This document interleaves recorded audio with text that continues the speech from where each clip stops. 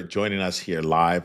We're going to just do some things right now to bring people into the space, get the streams moving up, and making sure we're connecting on all the different platforms. I hope your Thanksgiving was amazing. We're coming off that here. Happy December 1st, Rabbit, to all of you.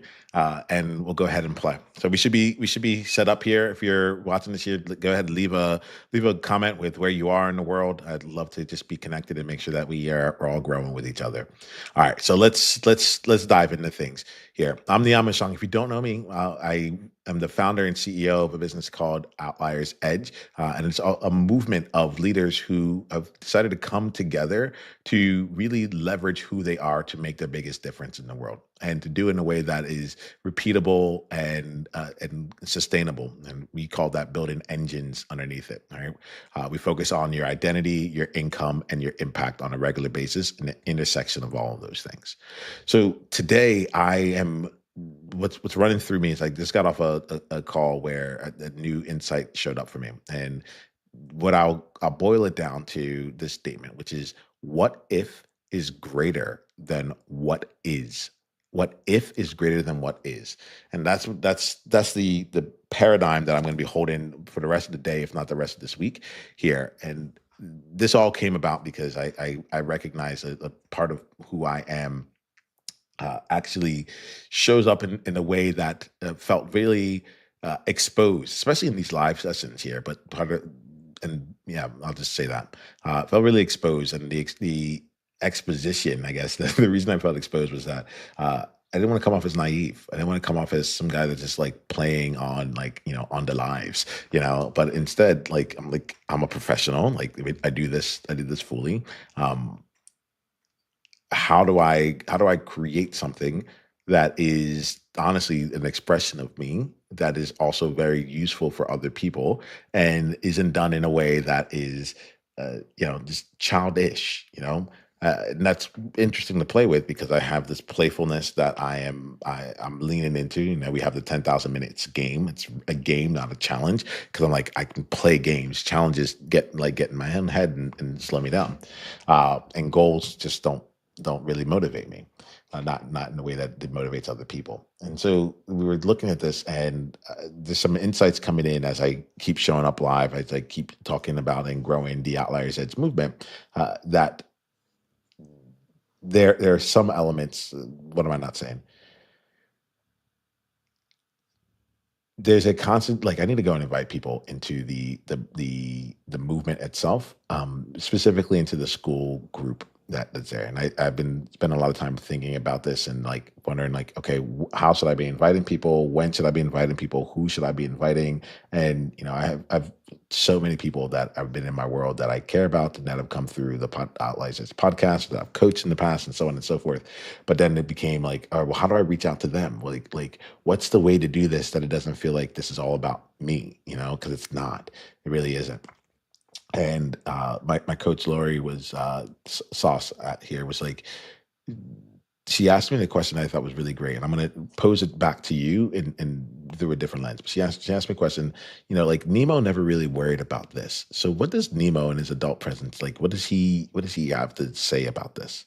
And that was really, really fun for me. I'm gonna now, like, pose this question for you. There's a version of you that doesn't have to worry about feeling like an imposter, that doesn't, like, that just is free, and that version of you that you love, right? And if you're finding yourself stuck right now or holding back on something right now, my question for you is, like, what's that, like, evolved version of you, the version of you that you absolutely love? Like, what would they do in this moment? What wisdom do they have to share with you in this year? So she asked me that question. I've learned from the past. Like, I closed my eyes and I started asking myself that question, and y'all, like, my grin, like, I felt like my kids were watching the Grinch the other day, but I felt like it's like, and then his smile grew 3 times. It just kept getting there. Like, I was really feeling it. And what ended up happening was this realization that, like, for me, it's all about the possibility. It's always been about possibility. And I'm like, now there's like 3 new P's here. We have playful, purpose, and possibility. And what kept flowing up for me was like the reason you do things here is not to be outrageous or ridiculous. Sometimes you do outrageous and ridiculous things, but that wasn't the reason to do it. The reason to do it for me was that I was here as a harbinger of possibility.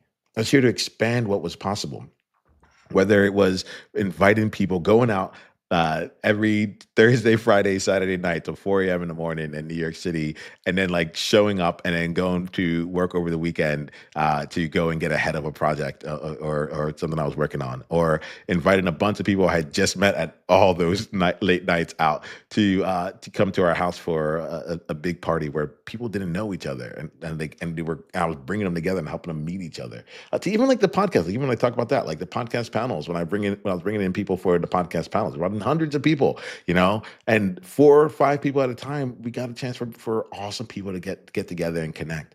And there's this inner fear that the reason I was doing it was it wasn't going to help other people, and it's so hard because I'm like, there's an authentic leadership as I'm building out this movement. That's what being an outlier is all about, right? How do you be you on purpose, right? And do it in a way that's sustainable, repeatable, and grows without you. And yeah, there was a part of me that had to confront, like, this is me, y'all. Like, me hitting live and coming and talk to you, and all, like, this is it. Like there isn't anything else more behind it. And that was hard to contend with because I was like, is that like, shouldn't it be polished? Shouldn't it be something more? And what's happening in the back of my mind as I say the end here is I'm thinking about one of the people I follow who's an influencer who, like, it's like he gets other people to do the polish for him. He gets other people to edit him showing up however he is. He's like, cut that part out if you want. But like, even that, he rarely even says it. He just does his thing. And then he makes sure that he's surrounded by others who are like, oh, I know how to take what just happened there and make it into something. And that was a moment for me. That was something I needed to recognize for myself. But the real is when I stopped thinking about what I brought up the thing about what if versus what is. I haven't really talked about it, but I stopped thinking about what is the right path to take, and instead I get back into the world of possibility. I'm like, what if this and this can happen? What if, like, we brought these two people together? What if we held this mastermind? What if we put together this workshop? What if I did a 10,000 minutes of live streaming? What would happen then? As opposed to what is the best way to get new clients? What is the best way to make my movement come out? What is the one sentence elevator pitch, right? Like all those what is like, shrink.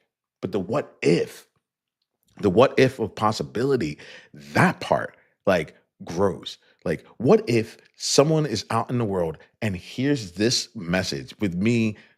I'm gonna say bumbling because that's the word that came up in my mind. I wanted to turn into something else, but I'm gonna keep practicing being real with y'all. It's challenging. But yeah, like what if someone like watches this and they get exactly what they need, and it's not what I thought. It wasn't what I thought I was giving. Let me put it this way: the last 3 days, I've had two people reach out to me out of the blue, and or like, yeah, I would say out of the blue. We were in conversation around it, and they brought in the middle of the conversation that they've been inspired by these live streams that have been happening. Someone said, "Hey, look, I'm really impressed with what you're doing on live stream. Like, I can see myself doing this myself, and I've been asking myself if this is right for me, but I'm really excited for when it's the right time." Right. And someone else was like, "Hey, you'll be happy to know this here. Like you're really excited. Like, I've decided for my business on Thursday, I'm gonna go and I'm gonna do a live stream. I'm gonna be inviting all the people, like some of the major players inside of my space. Like, I'm just really excited for it." And that was meaningful for me, honestly. Like, and you know who you are if you shared this with me, but that was incredibly meaningful for me. Like, I'm out here and I hit a button, it says go live. I talk to a mirror. Sometimes we get people to respond back in the comments, and we're still in, like, we're still building this thing. And I'm over here like, I don't have all the stuff figured out yet. And I wonder if it's even any good. I wonder if it's even doing anything. And we have people coming back and they're saying, "Hey, this is inspiring me to take action." This which is huge for me. It's not just like, oh, it feels good. It's like, no, we're inspiring me to take action. And I'm not even that good at it yet, like, yet. That's why we're doing these 10,000 minutes, like, to get better and better. But like, I love that. I realize, like, that's me. That's me. And I think that, like, if I can, y'all are getting kind of behind the scenes on this here, right? I'm not coming out here to like say, like, this is how to go it. I'm still planning a what if. So let me check myself in right now. 'Cause I said, "If I could." And I wonder if I could becomes, like, while it's positive, I wonder if it's still what is the language.